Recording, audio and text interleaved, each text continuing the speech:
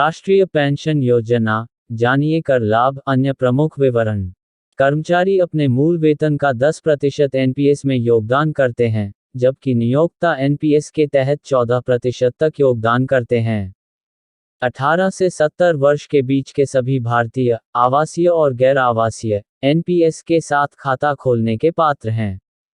राष्ट्रीय पेंशन योजना एनपीएस एक अंशदान पेंशन योजना है जो एक व्यक्ति को सेवानिवृत्ति के लिए योजना बनाने की अनुमति देती है, जबकि अभी भी पेंशन कोष जमा करके काम कर रही है। 1 जनवरी 2004 के बाद काम शुरू करने वाले केंद्र सरकार के कर्मचारियों के लिए यह अनिवार्य है और लगभग सभी राज्य सरकारों ने इसे अपने कर्मचारियों के लिए अपनाया है। निजी क्षेत्र के व्यक्ति स्वेच्छा से योजना की सदस्यता ले सकते हैं। मप्र में भी पुरानी पेंशन योजना बहाल करें, राज्य कर्मचारी धरना प्रदर्शन 14 अप्रैल को। कर्मचारी अपने मूल वेतन का 10% एनपीएस में योगदान करते हैं, जबकि नियोक्ता एनपीएस के तहत 14% तक योगदान करते हैं। 18 से 70 वर्ष के बीच के सभी भारतीय, आवासीय और गैर आवासीय, एनपीएस के साथ खाता खोलने के पात्र हैं। व्यक्तिगत बचत को एक पेंशन फंड में जमा किया जाता है और योजना के अनुमोदित निवेश दिशानिर्देशों के अनुसार पीएफआरडीए विनियमित पेशेवर फंड मैनेजरों द्वारा सरकारी बॉन्ड, बिल, कॉर्पोरेट डिबेंचर और शेयरों के विविध पोर्टफोलियो में निवेश किया जाता है। निवेश पर रिटर्न के आधार पर ये योगदान समय के साथ बढ़ेगा और जमा होगा। तुम्हें सिर्फ ज्ञान की आवश्यकता है। एनपीएस पेंशन फंड नियामक और विकास प्राधिकरण पीएफआरडीए द्वारा विनियमित है और सभी भारतीय नागरिकों के लिए खुला है। 2004 में सरकारी पेंशन के विकल्प के रूप में डिजाइन किया गया था। इसे 2009 में स्वेच्छा से सभी भारतीयों के लिए विस्तारित किया गया था, जिसमें स्वनियोजित पेशेवरों और असंगठित क्षेत्र के अन्य लोग शामिल थे। एनपीएस खातों को नौकरियों और स्थानों, भौगोलिक क्षेत्रों के बीच स्थानांतरित किया जा सकता है।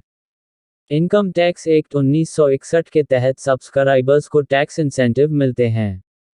यह ग्राहक के निवेश विकल्पों के आधार पर बाजार से जुड़ा प्रतिफल प्रदान करता है। अभिदाताओं की उनके एनपीएस खातों तक ऑनलाइन पहुंच होती है। एनपीएस से सामान्य निकास के समय, अभिदाता पीएफआरडीए द्वारा अनुमोदित जीवन बीमा कंपनी से जीवन वार्षिकी खरीदने के लिए संचित पेंशन धन का उपयोग कर सकते हैं। साथ ही संचित पेंशन धन के एक हिस्से को एक मुश्त राशि के रूप में निकाल सकते हैं यदि वे ऐसा करते हैं। इच्छा। एनपीएस खाते के प्रकार। टियर और टियर 2 एनपीएस खाते उपलब्ध हैं।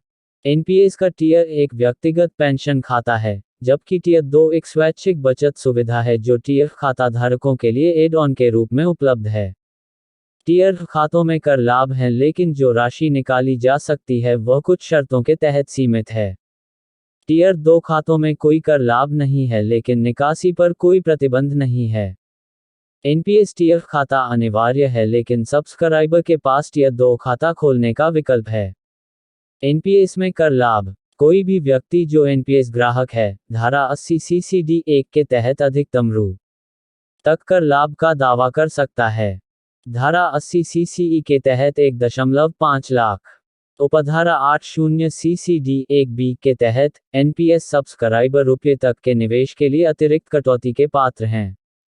एनपीएस में 50,000 टीएफ खाते। यह रुपये के अतिरिक्त है। 1961 के आयकर अधिनियम की धारा 80C के तहत 1.5 लाख की कटौती उपलब्ध